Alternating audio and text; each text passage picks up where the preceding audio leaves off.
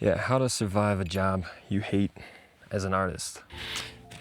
If you're watching this, I probably don't need to tell you that one of the things that sucks the most about being a creative person is that it doesn't generally amount to much of a lucrative career path. And if you're the type that does want to turn your dream, your passion into a business that you can live off of, it doesn't happen overnight. So you have to survive that day job in the meantime or otherwise have a source of income. So as a person who's been in that exact predicament for my entire adult life, let's talk about it. Happy Friday, welcome back. This is Snapping Yap number 35. I am out in the woods today with my flowery coffee cup, and I am ready to talk about mental health for creatives. Seems like the perfect environment to do it. First of all, and everybody says this obviously, but I'm really grateful to have the paycheck, the stability, and in my specific case, the flexibility that I've negotiated into my particular role. Not every creative is as lucky as I have been, and I want to acknowledge that everybody's circumstances are different, but you can be grateful for the role that you have, the way it pays your bills, and still want to,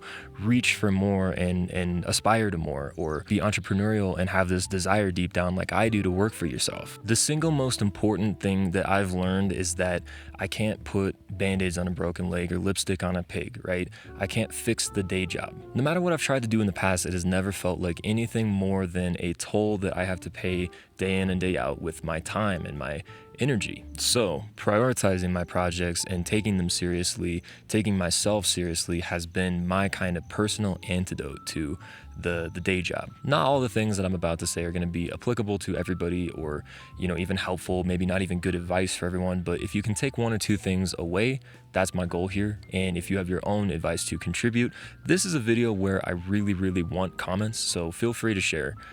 Please do on this one. Okay, let's start off with a small one. And it's really easy. You can start doing this today, tomorrow, but just introduce yourself to anybody new as whatever it is you want to be, not whatever it is that you do to keep the lights on. It feels a little bit silly or ridiculous at first, but I promise it gets easier over time.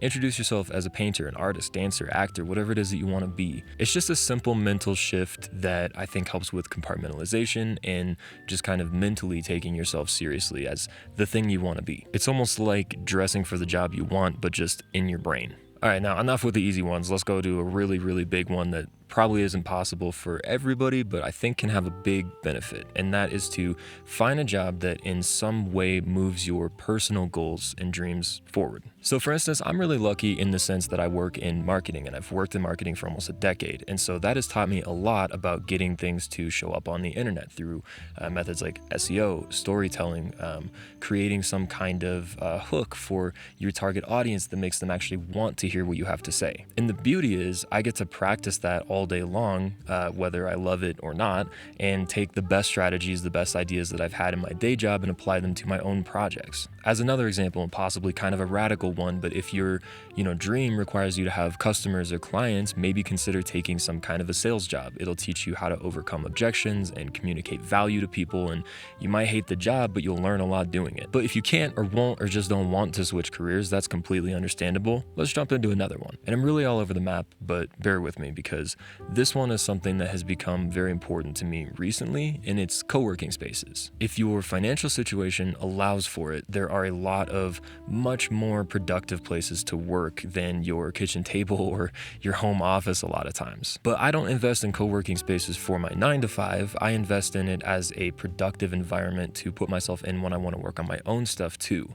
It serves a dual purpose, and on top of that, they're much more comfortable, much easier on your back than like a coffee shop, and they usually come with free coffee. I find it really stimulating to be around people in a productive environment where there's no pressure to talk to them because we're not really coworkers. Just being in that environment, I think, brings out the best in me when it comes to productivity. And as an added bonus, a lot of co-working spaces have meetups and networking groups and things like that where, you can open up all kinds of opportunities for yourself, both, with your day job and with your hobbies as well. And that brings me to my next one. If you are looking for community networking, stuff like that, but you don't really have a budget for it, there are all kinds of other creative support groups, creative meetups.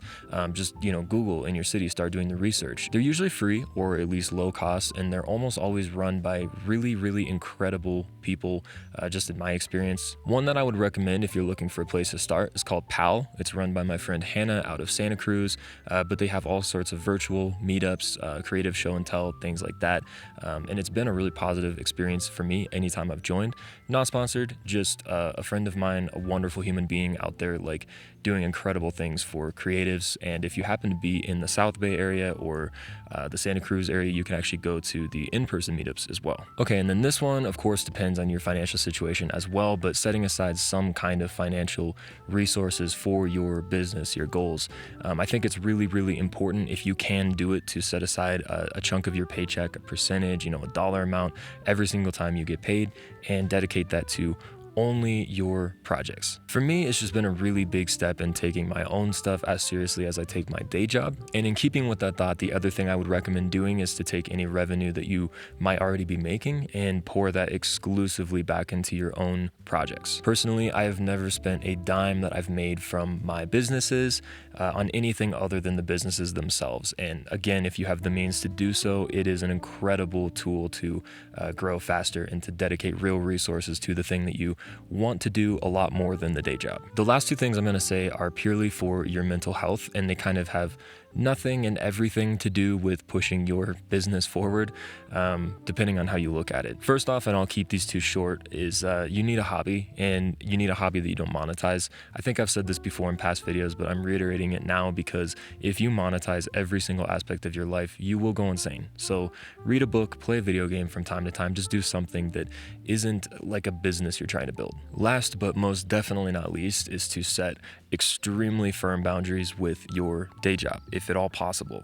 Clock out at 5, never work unpaid overtime. A lot of international viewers are probably scratching their heads right now, but as an American working a 9 to 5 in the United States, I'm saying this for you guys, for us, because there is a lot of pressure to kind of go above and beyond, I think, in a lot of these jobs. For me personally, it was very empowering to realize that I had no interest in climbing that corporate ladder. There's no need for me to go above and beyond, because there is no raise or title or position that matters to me as much as eventually one day working for myself. And the more energy I expend at my day job, the less I have to give to my own projects. Now, I will readily admit that I am young. To some of you, my advice may come across as juvenile, youthful, naive. I totally understand that. For where I'm at in my life, that's what I have to offer, because I can only speak from experience. And so that's why I really want to hear from everybody and anybody